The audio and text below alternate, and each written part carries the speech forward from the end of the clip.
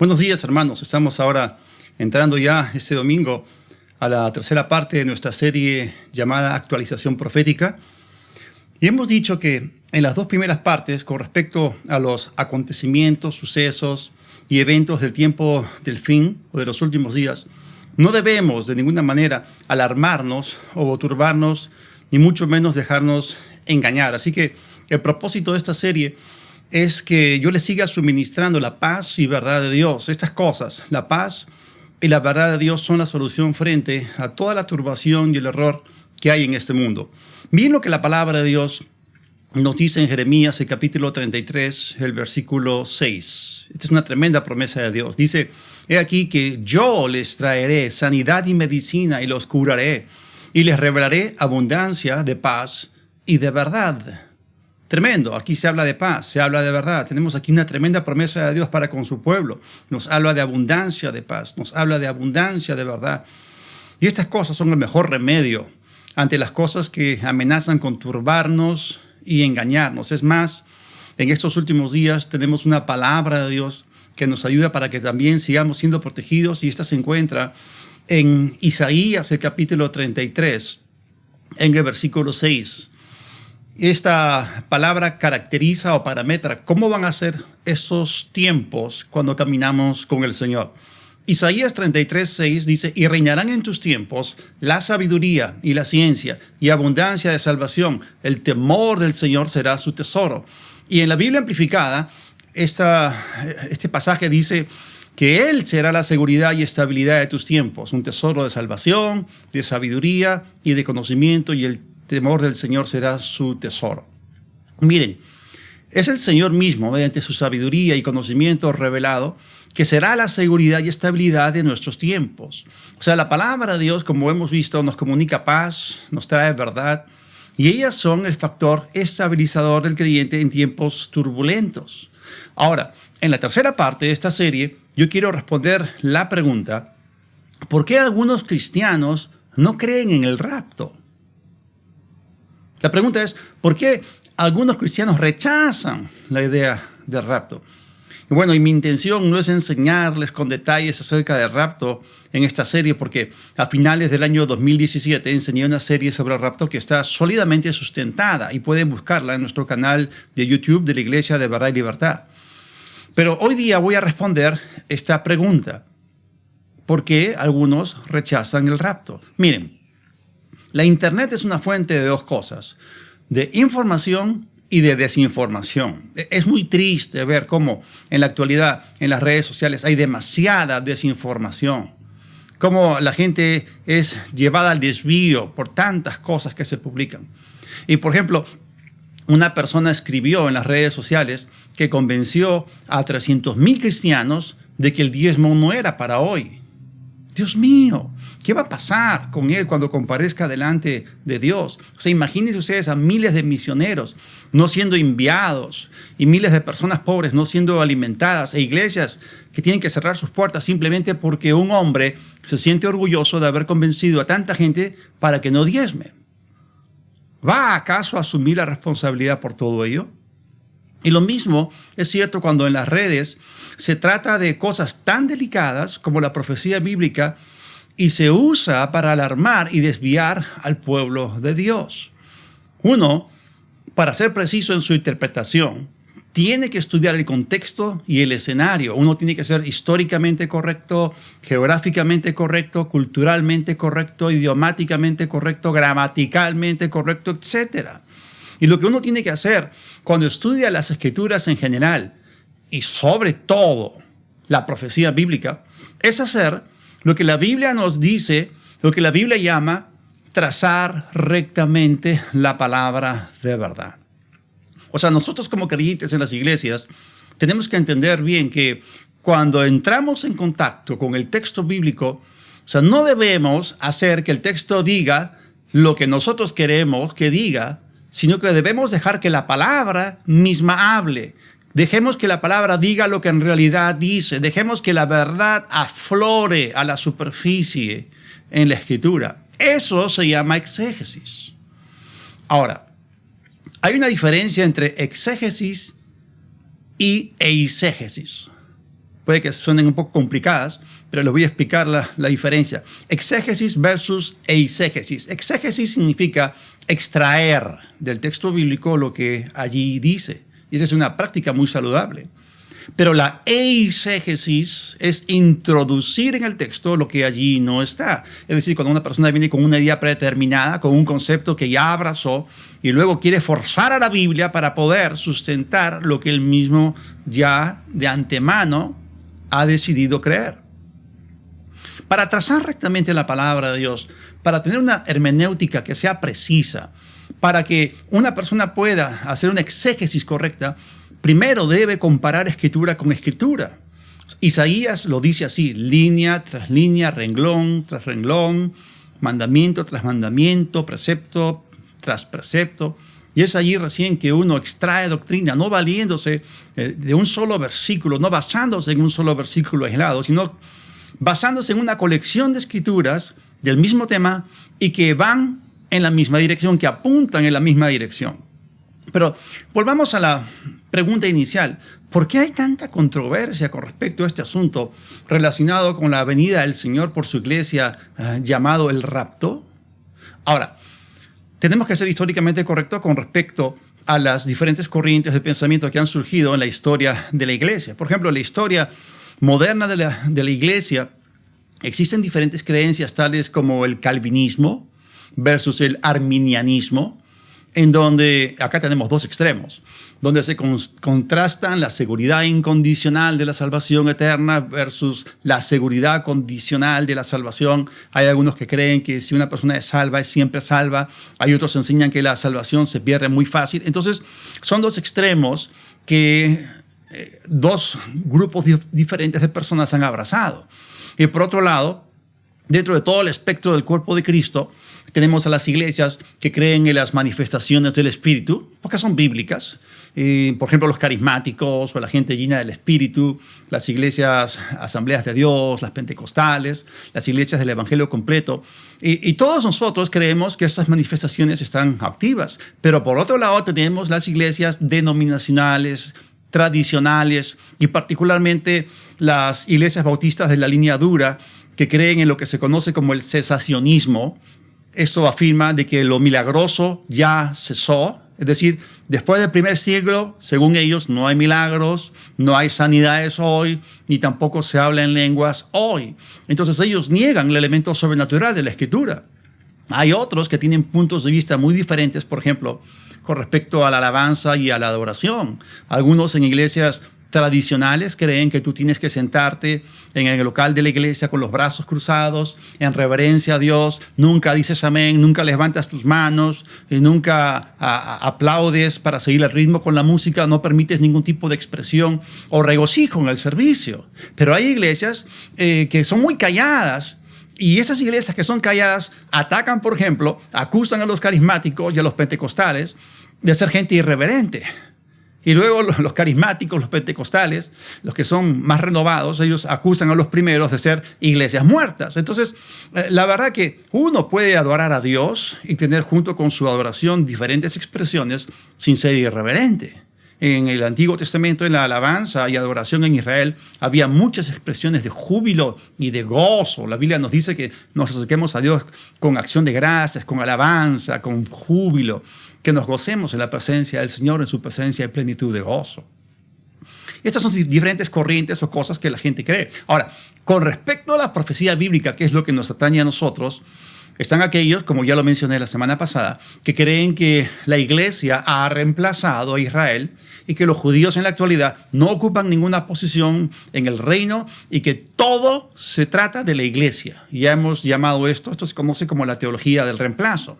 Y esas personas arriban o llegan a esa conclusión porque no saben separar las profecías que tienen que ver con la iglesia, con los gentiles y con los judíos, y confunden las cosas. Ya hemos visto que Dios reconoce tres grupos de personas: judíos, gentiles y la iglesia. Y por eso, hermanos, es tan importante el dividir o trazar rectamente o correctamente la palabra. De verdad, esto tiene que ver con el ministerio de la palabra. Esto tiene que ver con la sana doctrina. Esto significa que se procura que la gente sea sana en la fe, que sea balanceada al comunicarles la verdad.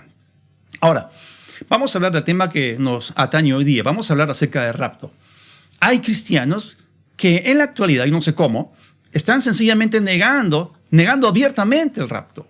Y es triste, pero en su ignorancia y dureza de corazón, están esparciendo inclusive odio contra esta doctrina bíblica, atacándola porque simplemente alguien vino y les habló y los convenció de que no hay tal cosa llamada el rapto de la iglesia.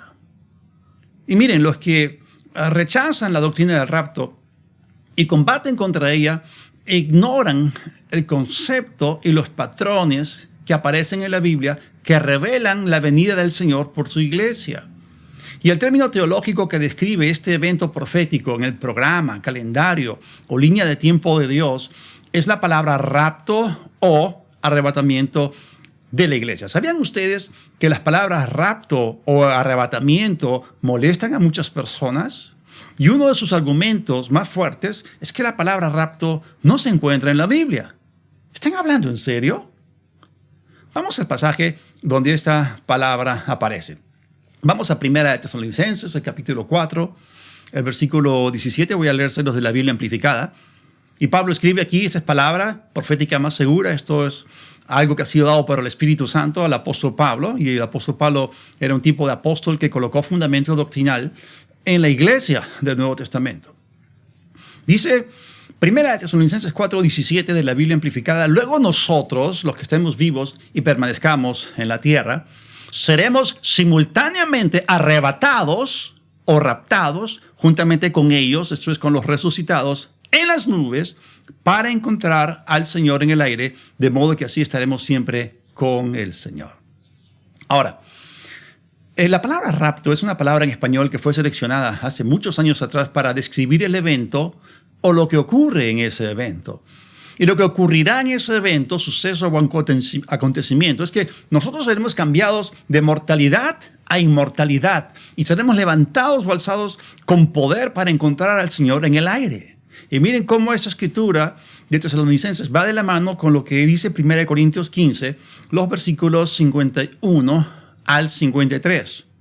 Presten atención, que les voy a contar un misterio, escribió Pablo.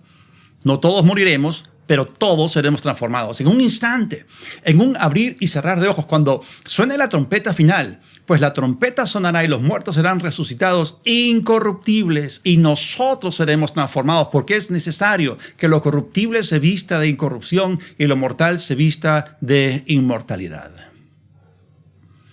Así que la palabra rapto tiene en el griego un significado muy claro. Viene del griego harpazo, que significa remover de un lugar a otro. Ese es el término griego. Pero ¿de dónde viene ese término rapto o arrebatamiento a nuestro idioma español? Miren, vamos a hablar un poquito acerca de historia de la iglesia en este caso. Jerónimo fue considerado como el mejor erudito de sus días en el IV siglo.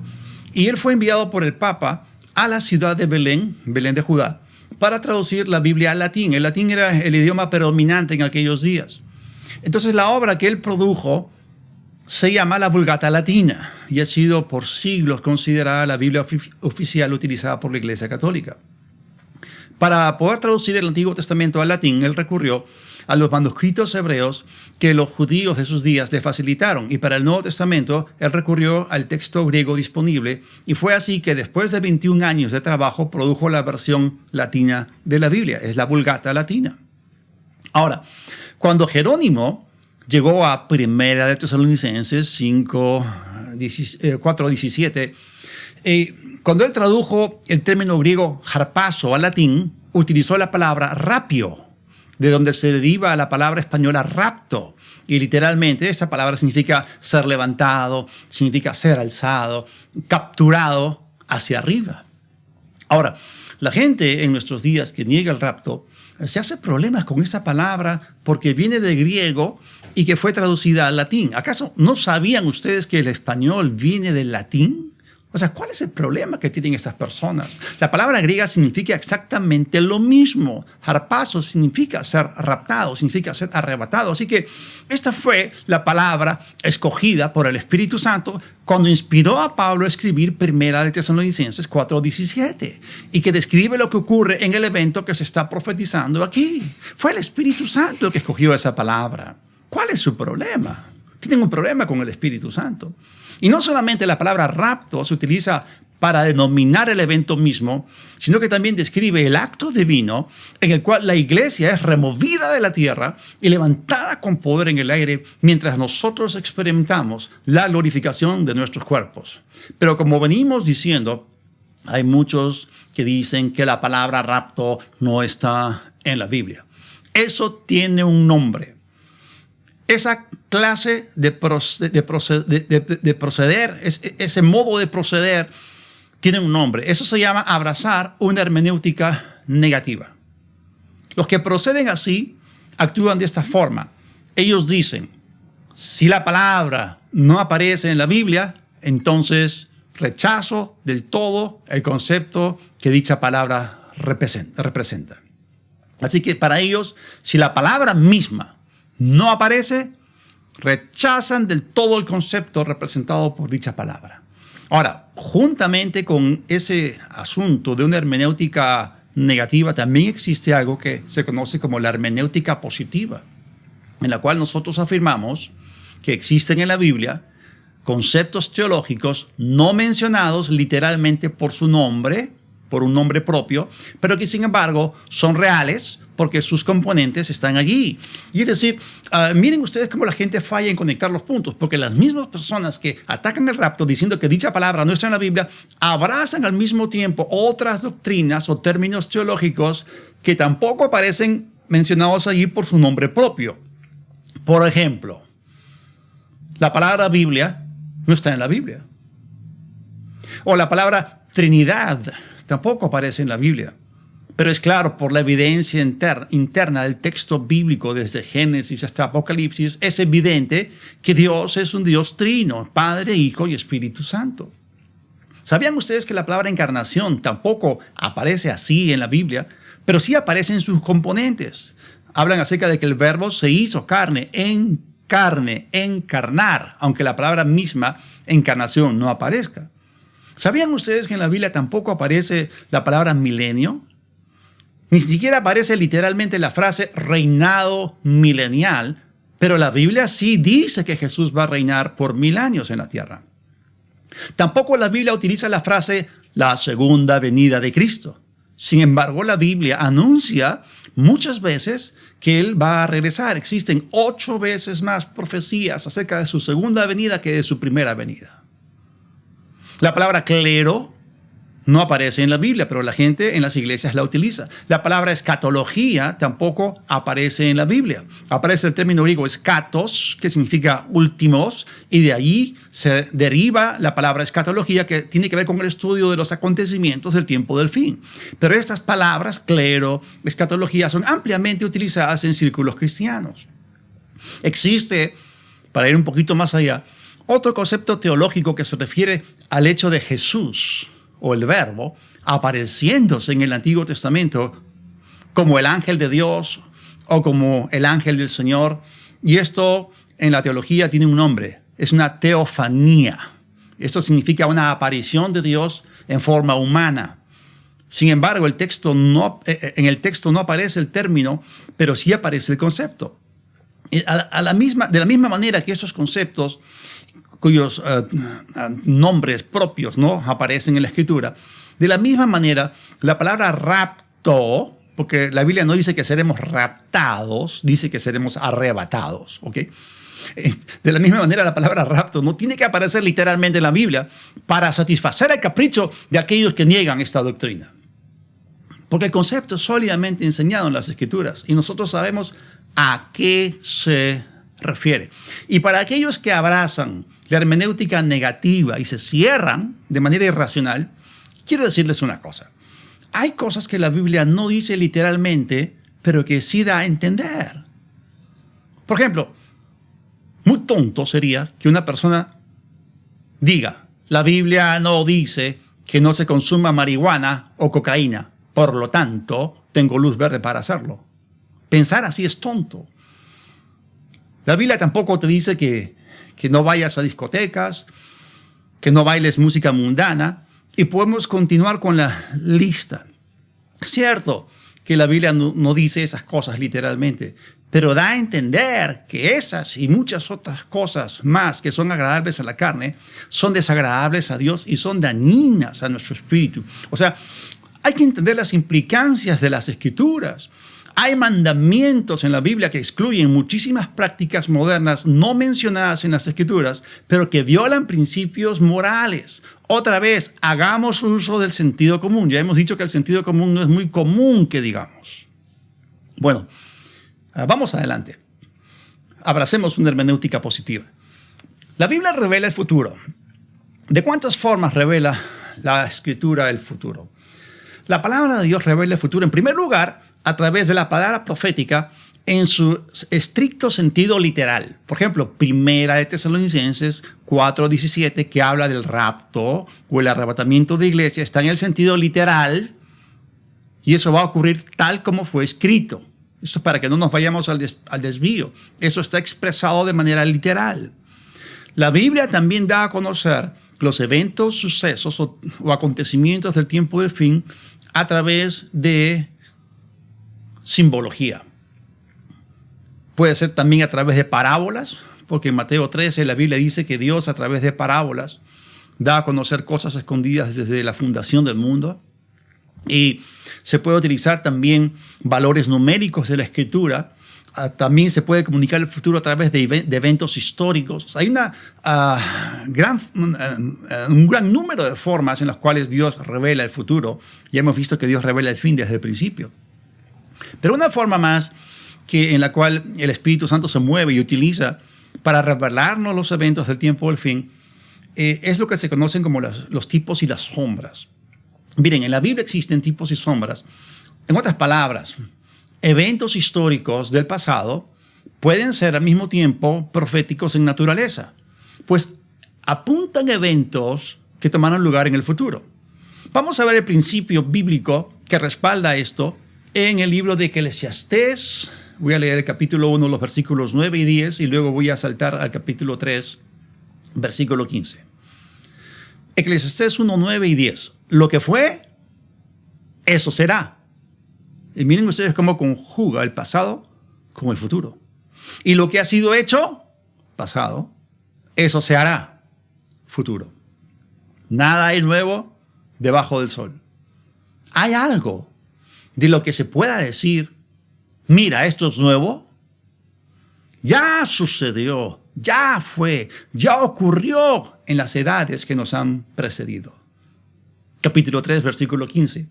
Aquello que fue, pasado, ya es presente. Y lo que ha de ser, futuro, ya fue pasado. Y Dios recupera, Dios restaura lo que ya pasó. ¿Qué significa esto, hermanos? Miren este principio maravilloso. En otras palabras, dentro de la línea de tiempo de Dios, la historia tiene una forma de repetirse a sí misma. Es decir, lo histórico puede ser al mismo tiempo profético en naturaleza. Entonces, ¿a qué nos referimos cuando hablamos acerca de tipos y de sombras? Un tipo y sombra puede ser un evento, un lugar, una persona o institución de la historia cuyos patrones revelan el futuro o lo que se conoce como el antitipo.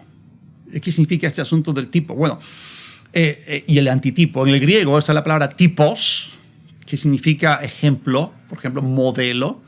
Y también aparece la palabra antitipos, que es lo opuesto al tipos en el sentido de que no es la sombra, sino que es la realidad, ese cumplimiento o es la plenitud de aquello que el tipo prefigura. O sea, que está aquello que es la sombra, pero que apunta a una realidad.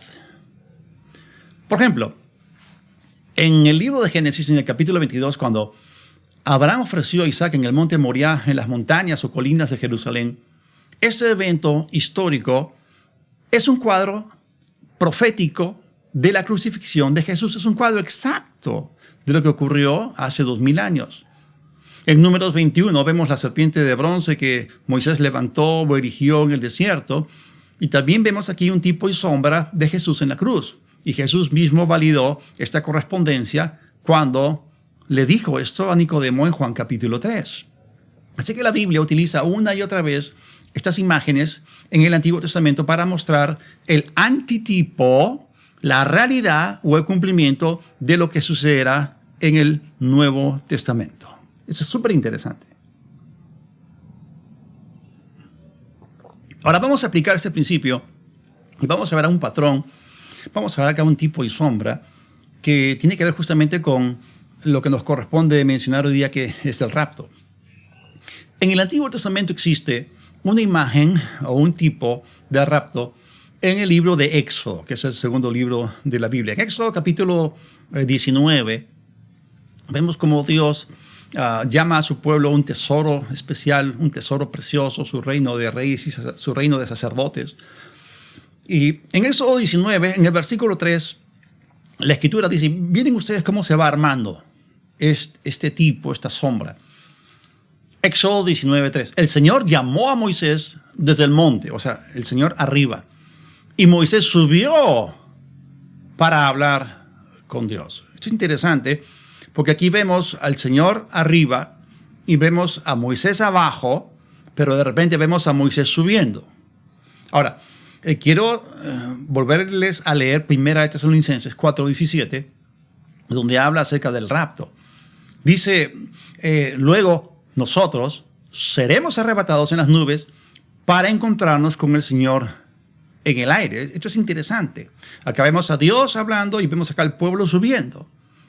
Y nosotros sabemos que con voz de mando, con trompeta de arcángel, el Señor nos llamará y ascenderemos para estar con Él en el cielo. Ahora, vamos a ver cómo esto se va armando. Sigamos leyendo Éxodo capítulo 19. Voy a leer ahora los versículos 11 y 13. Versículo 11 dice, y este es el encargo de Moisés al pueblo, diciéndoles que se preparen para el tercer día. Porque al tercer día yo, el Señor, descenderé sobre el monte Sinaí a la vista de todo el pueblo. Y miren lo que dice el versículo 13. Solo podrán subir al monte cuando la trompeta dé un toque largo. Ahora, miren lo que se está diciendo acá. Acá se nos está diciendo que el Señor ahora descendería del cielo y que luego su pueblo ascendería. Y acá hay involucrado un elemento que es familiar a nosotros. Este toque de trompeta o cuerno de carnero, shofar, corresponde a lo que se conoce en la cultura judía como la trompeta final. Y esto siempre, este último toque, era en la fiesta judía conocida como, cuando entramos al año nuevo judío, Rosh Hashanah, y también se conoce como el Yom Teruah, el día de trompetas. ¿Okay? Y había varios toques de trompetas en esta celebración, pero el último toque de la trompeta era largo, era sostenido. Bien, entonces ese es el último toque o la trompeta final mencionada por Pablo en Tesalonicenses, que causará la resurrección de los santos y el rapto de la iglesia. Y vamos a seguir descubriendo en Éxodo 19 que estas son imágenes en los días de Moisés que apuntan al evento del rapto. Miren lo que ocurrió después. Éxodo 19, versículos 19 y 20. Dice, el sonido de la bocina, esta es una traducción de la palabra trompeta o cuerno. El sonido de la bocina iba en aumento y Moisés hablaba y Dios le respondía con voz de trueno. Entonces descendió el Señor sobre el monte Sinaí, sobre la cumbre del monte, y llamó el Señor a Moisés para que subiera a la cumbre, y Moisés subió. Y noten ustedes aquí este tipo sombra o imagen. Tenemos presentes los mismos movimientos y elementos que tomarán lugar en el rapto. El sonido prolongado de la trompeta final, la voz de mando, el Señor descendiendo del cielo, el Señor llamando a su iglesia y luego su pueblo subiendo. Este es un cuadro muy claro del rapto en el Antiguo Testamento. Así que en la Biblia existen tipos y sombras de eventos, pero también existen tipos y sombras que tienen que ver con personajes históricos, con personajes bíblicos. Por ejemplo, podemos mencionar a Enoc Podemos hablar acerca de Elías. Son dos personajes del Antiguo Testamento que fueron arrebatados vivos al cielo y ellos no conocieron la muerte. Ahora, Enoc representa a aquellos que caminan con Dios. Y Elías, que por un lado representa a los profetas, Elías representa a los que obedecen cumpliendo el llamado de Dios y acabando o culminando su carrera. Entonces, esto apunta a algo. La iglesia que camine con el Señor y que se encuentre ocupada en obedecer la gran comisión de recoger la gran cosecha del fin de esta era, también será arrebatada al cielo, también será levantada con poder. Aparte de esto, también podemos ver en la Biblia que el carácter de Dios, la misma naturaleza de Dios, revela nuestra reunión con Él. Miren, si ustedes tienen algo, si algo les pertenece, ustedes lo protegen. Si ustedes tienen algo que estiman, que aman, van a hacer todo lo posible para cuidarlo, para protegerlo. Y nuestro Dios es así con nosotros. Somos, simbólicamente hablando, la niña de sus ojos. Estamos en su mano. Nadie nos puede arrebatar de la mano de nuestro Padre. Debajo nuestro están los brazos eternos de Dios. Él nos ama. Jesús nos compró con su sangre para Dios. Tenemos un fuerte sentido de pertenencia. Somos suyos. Él nos ama y Él nos quiere protegidos. Pero el carácter de Dios nos muestra a nosotros de que Él quiere que estemos con Él y que no nos turbemos. Primera de Tesalonicenses, capítulo 1, versículo 10, dice que está hablando acerca de la forma en la cual nosotros tenemos que vivir en estos días. Dice, y para esperar de los cielos a su Hijo, a quien resucitó entre los muertos, a Jesús, quien nos libra de la ira venidera. ¿Ven ustedes el carácter de Dios acá? Él nos libra de la ira que se va a desatar en los próximos años sobre los impíos.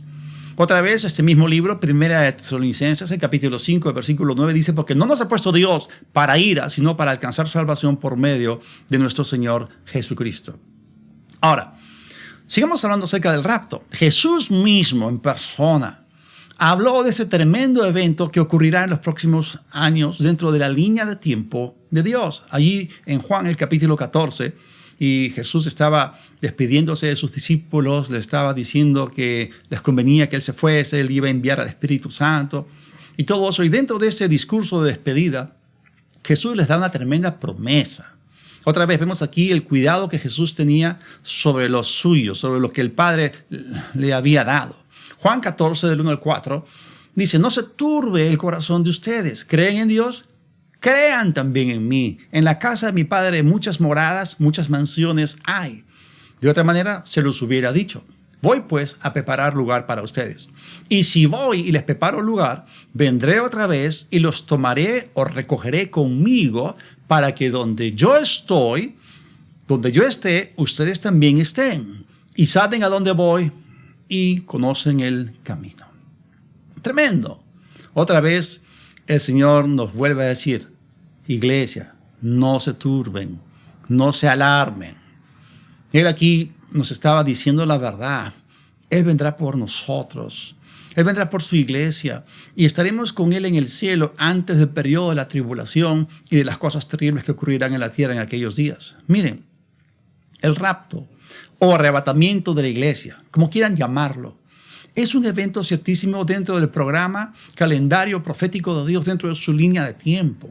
Y este evento, la Biblia lo llama la esperanza bienaventurada y la manifestación gloriosa de Dios nuestro Salvador.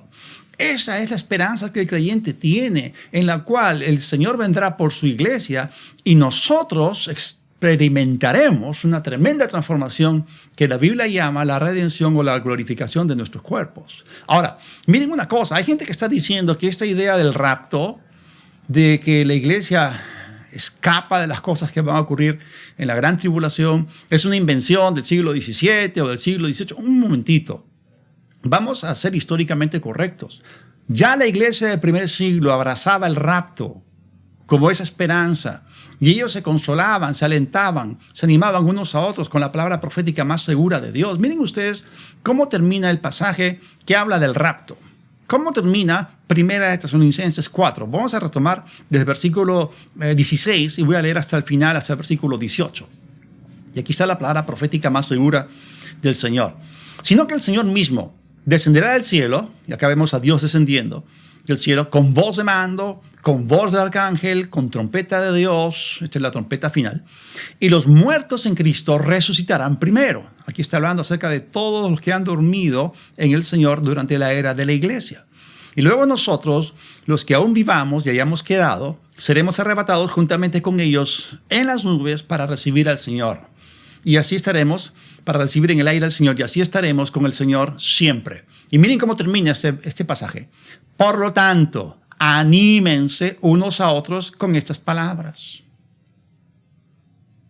O sea, ¿cómo voy a animar? Voy a alentar, voy a consolar a mis hermanos y hermanas en la fe con una mentira, con una vanidad ilusoria.